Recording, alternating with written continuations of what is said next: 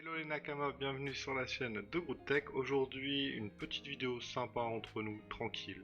On se prend pas la tête, on va discuter des points forts et des points faibles du jeu, car malheureusement, oui, il a des points faibles, hein, forcément.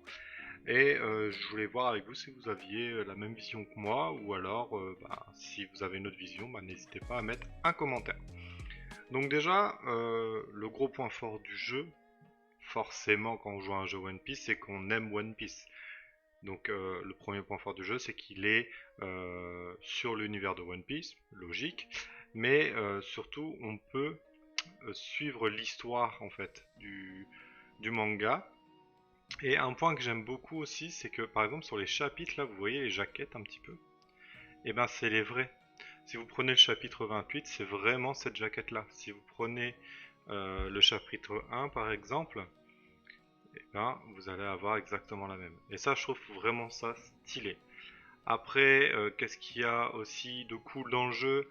Bah, le système en soi de constitution de personnages sur les 6, mixer, faire différentes équipes, etc. C'est vraiment stylé. Personnellement, moi, c'est quelque chose que j'aime beaucoup. Après, vous avez forcément le système euh, d'optimisation de personnages qui est vraiment bien avancé. Vous pouvez les monter en niveau, vous pouvez les monter en attributs. Donc quand je parle des attributs, en fait c'est ça, hein. C'est les exigences d'amélioration. En gros, vous pouvez les monter de couleur pour les monter en niveau. Vous avez l'éveil qui vous permet de le monter encore. Vous avez les skins, vous avez les potentiels. Après, vous avez les équipements, les améliorations des équipements, les gemmes, les runes. Enfin, voilà, le jeu est vraiment archi complet et il y a toujours quelque chose à faire dedans. Donc, ça, je trouve ça vraiment stylé. Euh, Après, qu'est-ce qui est sympa aussi dans le jeu? Ça va être qu'il est mis à jour assez récemment. Enfin, toutes les semaines, vous avez des nouveaux événements. Vous avez aussi des nouveaux personnages qui arrivent. Enfin, il y a beaucoup de choses qui sont mis à jour régulièrement. Et ça, vraiment, c'est stylé. C'est pas dans tous les jours que ça arrive. Vous avez aussi les récompenses qu'on vous donne chaque jour. Et ils sont vraiment pas radins sur les récompenses. Ils vous donnent vraiment des gemmes. Ils vous donnent vraiment beaucoup de diamants. Ils vous donnent. Bon, sur l'argent, il faudrait augmenter un petit peu, les gars, parce qu'arriver à un niveau. Mais je veux dire, enfin voilà, le jeu est pas radin. Il est pas radin en soi. Même si tu joues en free-to-play, bon, malheureusement, tu pourras pas taper les premiers du classement, parce que voilà, ça reste un geisha. Mais vraiment, tu peux t'amuser sur le jeu et tu peux être compétitif quand même. Si tu gères bien ton truc, tu peux être compétitif. Donc non, franchement, ça c'est des gros points forts dans le jeu. Tous les événements, toutes les modes de jeu PVP par exemple que vous avez, tous les modes de jeu à côté de l'histoire qui sont toujours liés à One Piece et ça je trouve ça vraiment stylé. Non, vraiment ça c'est vraiment les gros points forts du jeu et puis le système compétitif et tout ça est vraiment bien fait. Par contre, il a des points négatifs. Quel jeu n'en a pas, vous allez me dire? Peut-être Elden Ring. Mais à la rigueur, là vraiment il y a des points négatifs. Euh, quel genre de points? Par exemple, le premier, on va dire que voilà, il faut mettre de l'argent pour pouvoir être compétitif dans le jeu. C'est un fait. Je suis pas là pour vous vendre du rêve en disant non, free to play tu vas tout niquer. Non, free to play tu vas t'amuser, tu peux faire partie d'une guilde, tu peux vraiment monter, tu peux vraiment voilà apporter quelque chose. Par contre, c'est vrai que si ton but c'est d'être premier en PvP, malheureusement tu ne pourras pas le faire parce que le jeu justement va te demander de payer pour pouvoir être aussi fort que les autres. Parce que les autres joueurs vont payer, ils vont pas dire lui paye pas, je paye pas. Ensuite, un deuxième point négatif du coup. En point positif, on peut mettre le mode de VIP les gars, hein. Ça c'est vraiment stylé, hein. Plus tu mets de thunes, plus t'es récompensé, je trouve ça bien. Après, le point négatif, il est où? Il est... c'est pas ça logiquement. Ah, le Season Pass est fini? Non, c'est une blague.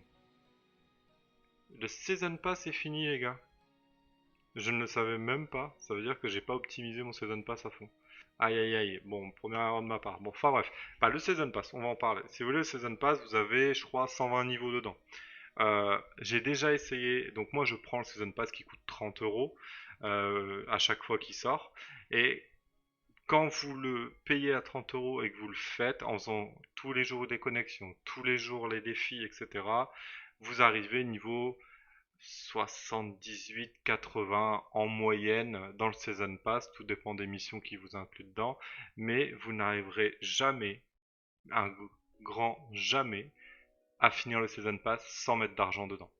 En fait, le Season Pass, vous pouvez acheter des niveaux grâce aux gemmes, et si vous achetez le Season Pass, donc l'abonnement, donc tout le mois vous allez avoir les récompenses en plus, mais à la fin du mois, même en jouant tous les jours, vous n'aurez pas fini votre Season Pass. Et je trouve ça vraiment honteux, parce que bah, quand tu payes un Season Pass, tu dois avoir la possibilité, je pense, de pouvoir le finir, sans rajouter encore de l'argent dedans.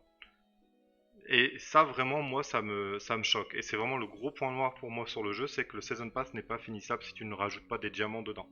Donc oui, le jeu te donne à peu près 2000 diamants tous les jours, mais bon, il y a tellement de choses à côté, t'as mis 30 balles, ben voilà. Le but c'est quand même que tu arrives à finir ton Season Pass sans à la fin du... à 2-3 jours à la fin du Season Pass, bah, rajouter des diamants pour pouvoir aller jusqu'au bout. Sachant que ça coûte extrêmement cher en diamants. En moyenne, 40 000 diamants, vous n'arrivez pas à la fin du Season Pass si vous êtes niveau 70. Donc voilà, ça pour moi c'est un gros point noir. Deuxième point noir sur le jeu, les sorties de personnages. Alors oui, il est mis à jour, oui, il y a tout le temps des personnages. Par contre, les personnages, ils sortent à l'arrache. Quand je vous dis ils sortent à l'arrache, ils sortent à l'arrache. Ils nous ont sorti Oden. Ok. Ils nous sortent un SSS qui est low. Mais il existe déjà en S. Ok. Et ils vous sortent Boa Hancock en SSS. Elle est déjà sortie en S. Pourquoi faire? Après, ils te sortent des nouvelles raretés DSP. Miwok. Il y a déjà un Miwok. Après, ils te sortent le lion d'or. Il pop, comme ça, de nulle part. En fait, la sortie des personnages est complètement aléatoire. Elle ne suit pas une logique. Là, par exemple, ce qui est choquant pour moi dans le jeu, c'est que on n'a pas Kobe, euh, on n'a pas Kaido. Les gars, il n'y a pas Kaido alors qu'actuellement, Kaido, c'est le genre, le boss final de One Piece dans l'animé. Tout le monde en parle et il est pas dans le jeu. On n'a pas sa fille, enfin, alias son fils. Je vais pas vous spoiler, on n'a pas eu Minato. Il manque énormément de personnages. L'univers de One Piece est tellement riche, que bah, les sorties, ils correspondent à rien. Ils vous sortent des personnages qui sont déjà là. Donc oui, ça apporte quelque chose dans le jeu, ça apporte un nouveau personnage. Mais bon, les gars, putain, je sais pas, au lieu de me sortir un lot triple S, sors-moi Kaido triple S. Là, c'est de la hype. Là, il va avoir de la tunasse. Là, je vous le dis, il va avoir de la tunasse. Par contre, quand tu me sors, je sais pas, une nouvelle rareté, tu me mets les SP, c'est le top. Le lion d'or, ok, pas trop choquant. Un nouveau personnage, un SP, il est légendaire. Dans le manga, c'est un légendaire, même s'il appartient au film.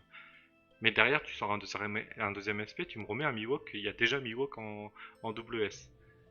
Bah non, frère. Je sais pas, sors-moi Gold Roger.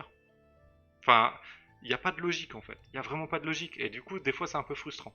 Vraiment, des fois, c'est un peu frustrant. Donc, on sait qu'ils vont sortir, mais ça reste frustrant. Donc, ça, c'est le deuxième point négatif.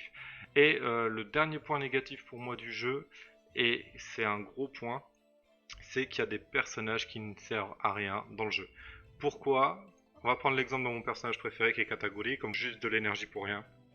Et ça a été une de mes plus grandes erreurs dans le jeu parce que j'aurais pu monter un autre personnage à sa place. En fait, quand vous arrivez à un certain niveau de personnage, la puissance va être augmentée grâce à ces liens. Les liens sont hyper importants dans le jeu, il faut monter, on va dire, 4 personnages pour que le principal soit bon. Et la catégorie, par exemple, sur ces liens, il y a Big Mom. Bon, c'est une triple SS, c'est très dur à monter, mais c'est faisable. Je suis en train de le faire, par exemple. Vous avez Luffy, et à côté, vous avez qui? Vous avez Mushi et Crackers. Vous comprenez le problème? Mushi et Crackers, qui sont des double S. Ils sont pas dans le jeu. Ils les ont pas sortis. En fait, ils sont là, donc on sait qu'ils vont arriver dans le jeu un jour ou l'autre. Ça, c'est sûr. Mais du coup, catégorie est injouable. Est injouable en haut niveau. Parce que tu ne peux pas le monter en lien. Et il n'y a pas que catégorie dans cette situation-là. Je crois qu'il doivent être deux ou trois, il n'y en a pas beaucoup, les gars, mais il y a une centaine de personnages. Et les personnages charismatiques comme catégorie, tu peux pas le jouer. Enfin, c'est choquant, non? Je suis choqué. C'est vraiment choquant. Personnellement, je trouve ça extrêmement choquant. Ensuite, quatrième point qu'il faudrait qu'ils revoient. Alors, ils ont fait pas mal de rééquilibrage dans le jeu par rapport aux mises à jour, etc. Donc sur ça, ils travaillent beaucoup, donc on peut rien dire. Mais par exemple, l'ancienne méta, bah, tout le monde avait la sirène. Tout le monde avait la sirène parce qu'elle protégeait ton équipe 3 tours. C'était overcheaté et ça te permettait de te protéger contre un barbe noire. Ok. Donc là, c'était exactement le même, hein. C'était au début de la bataille, les unités alliées sont immunisées contre les malus pendant un tour. Sauf que dans l'ancienne version, c'était 3 tours. Ils ont revu son pouvoir parce que c'était vraiment trop fort, pas de souci. Et tout le monde avait la sirène, du coup ça t'enlève une place. Mais ils ont fait exactement le même, exactement la même situation où bah maintenant Barbe Noire, tu peux plus annuler son pouvoir. Donc du coup tu te retrouves avec des full team Barbe Noire ou des full team, à l'époque c'était des full team où il y avait sirène, bah maintenant c'est des full team où il y a Barbe Noire. Ils n'arrivent pas à trouver un bon équilibre. Les pouvoirs qu'ils mettent sont vraiment très très bons, mais pour moi ils ne devraient pas être aussi violents. Pour moi, Barbe Noire, c'est très simple à régler. Étourdis la ligne avant ou étourdis la ligne arrière. Terminé. Terminé. Il sera pas aussi joué qu'il est joué là, mais il reste hyper fort. Il reste hyper fort. Ils ont juste ça à rajouter et le personnage rééquilibre le jeu. La sirène, pour moi, ils ont fait un bon nerf dessus. Ça immunise un tour, ok. Mais voilà, c'est pas overcheaté un tour, c'est pas grand chose. Enfin, c'est pas grand chose sur une immunité. En fait, on bloque pas l'équipe adverse. L'équipe adverse peut jouer. Par contre, la Barbe Noire bloque l'équipe adverse. Mais il rajoute juste la pit clause étourdie la ligne arrière. Les gars, c'est bon, ça refait le game. On peut refaire nos équipes, on peut remodifier. Tu mets tes plus forts de deck qui sont derrière d'habitude, tu les mets devant. Enfin, il y a plein de trucs à faire. Mais là, immuniser tout le monde, c'est beaucoup trop fort. Donc il y a encore un petit problème d'équilibrage pour l'instant. Et le cinquième, pour moi, sur quoi ils doivent travailler, ce putain de fond d'écran. Ce fond d'écran, les gars, où il neige. Quand il faut en hiver, pas de problème. On est au mois d'août, les gars, il y a de la neige. Il y a de la neige, quoi. Ça, ils l'ont pas changé depuis que je joue au jeu. Donc, ça serait bien de refaire un petit truc un peu plus stylé. Après, les gars, honnêtement, si vous aimez One Piece, si vous aimez les gacha, et si vous aimez, bah voilà, constituer vos équipes, les améliorer, être en compétition avec vos potes et tout ça, le jeu est vraiment génial.